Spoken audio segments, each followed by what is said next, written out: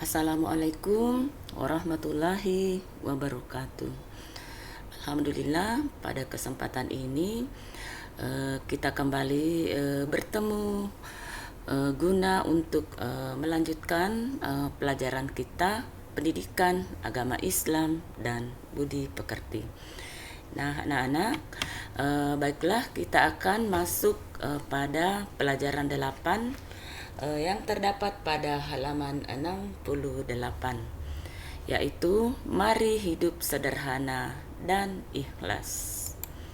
Nah, di buku paketnya di situ ada sebuah gambar rumah yang terletak di pinggir pantai.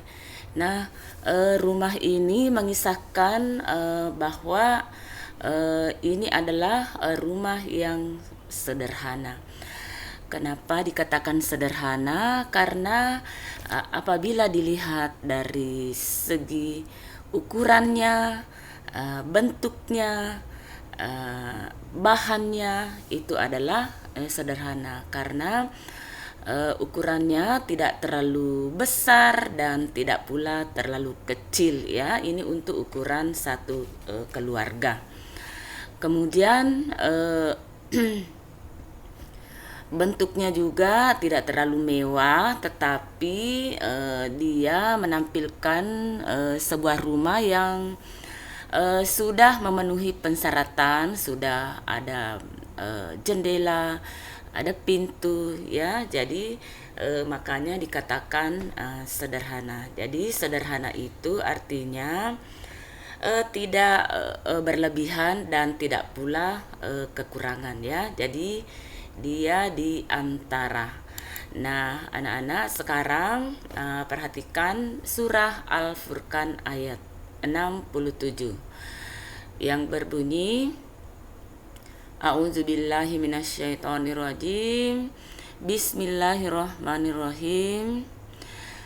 Wallazina iza anfaqu lam yusrifu walam yakturu wa kana baina zalika qawama, yang artinya, dan termasuk hamba-hamba Tuhan yang Maha Pengasih, orang-orang yang apabila membelanjakan hartanya mereka tidak berlebihan dan tidak pula kikir, di antara keduanya secara wajar.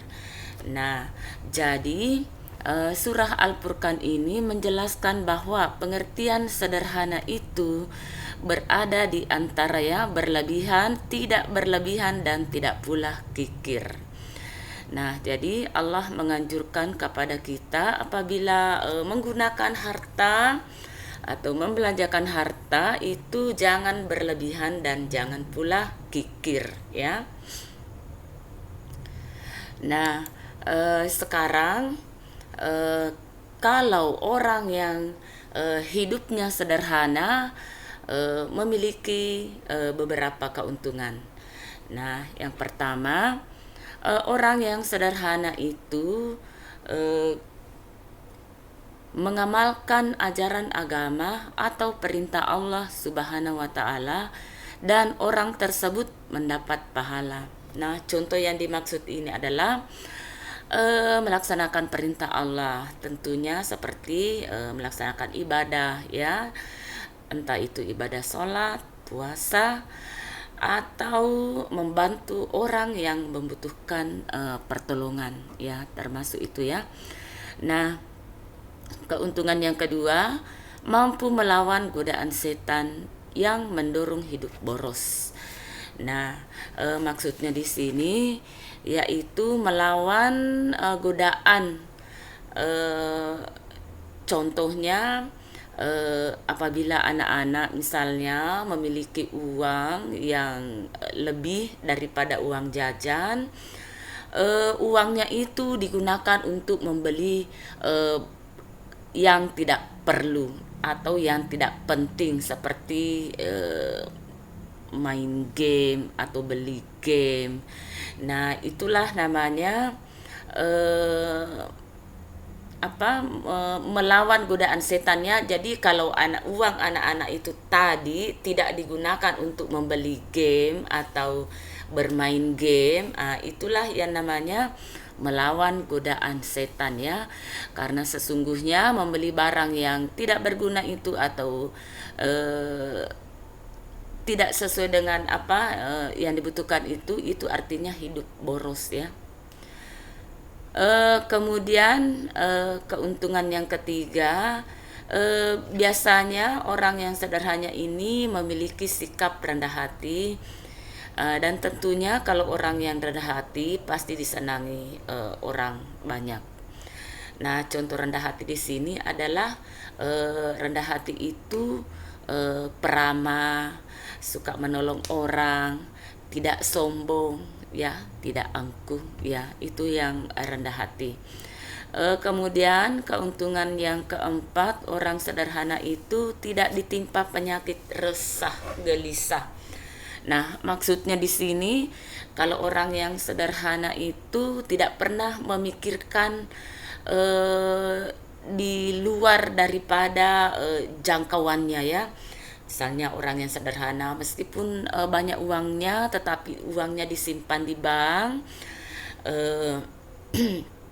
tidak digunakan untuk hidup-hidup boros. Nah, kalau orang yang selalu boros, suatu saat nanti ekonominya akan menurun.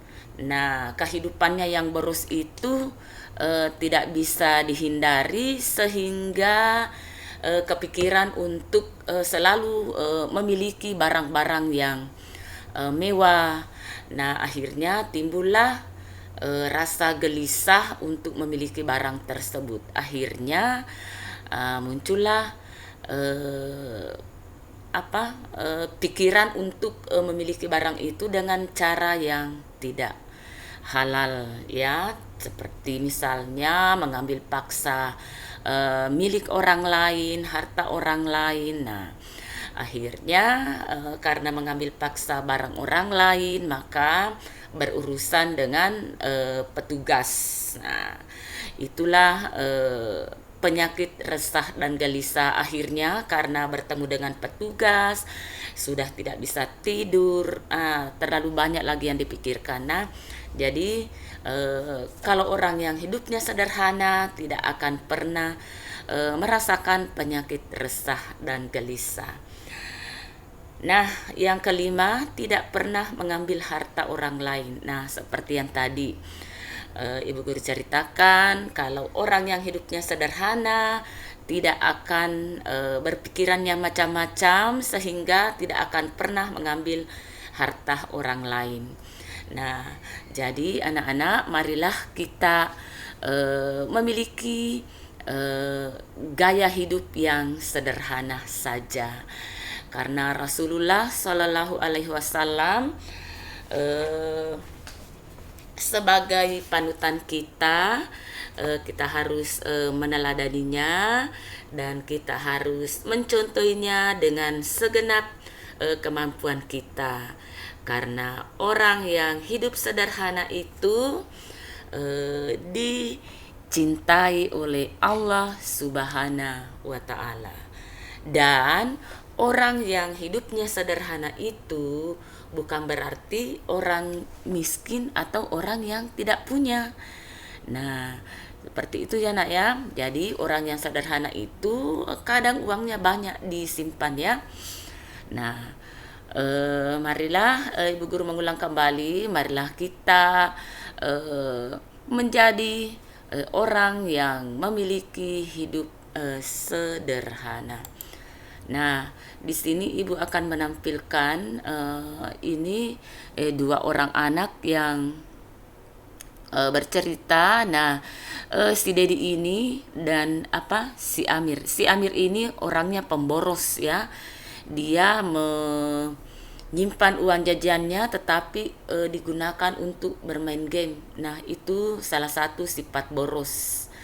Nah, anak-anak, hidup boros itu seperti apa? Nah, marilah anak-anak melihat surah Al-Isra ayat 27 yang berbunyi, A'udzubillahi minasyaitonirrajim. Bismillahirrahmanirrahim. Innal mubazzirina kanu ihwana syayatin wa kana syaitanu lirabbihi kafura. Artinya, sesungguhnya orang-orang yang pemboros itu adalah saudara setan, dan setan itu sangat ingkar kepada Tuhannya. Nah, anak-anak, sudah jelas kalau orang yang pemboros kayak tadi si Amir, maka itu adalah saudara setan. Nah, anak-anak, tidak ada kan yang mau berteman dengan setan? Kalau tidak ada yang mau, makanya hindarilah bersikap boros. Ya, karena sesungguhnya setan itu sangat ingkar kepada Tuhannya. Ya, dari dulu itu setan itu dicap untuk masuk neraka. Kenapa? Karena sejak itu dia tidak mau taat kepada Allah Subhanahu wa Ta'ala. Makanya janganlah ada yang mau berteman dengan setan. Nah, anak-anak, pada kesempatan ini Ibu Guru akan menugaskan untuk mengerjakan tugas pada halaman 73, tetapi hanya 3 nomor ya. Setelah itu anak-anak mengirimkan kembali di kolom tugas di classroom ya, karena Ibu Guru agak gampang memeriksanya kalau di classroom ya, jadi mohon dikirim di classroom. Nah, caranya seperti biasa yang anak-anak kerjakan di sekolah ya, alasannya ditulis ya. Ya, jadi untuk pertemuan kali ini Ibu Guru rasa sudah cukup. Ibu Guru tutup dengan ucapan Assalamualaikum warahmatullahi wabarakatuh.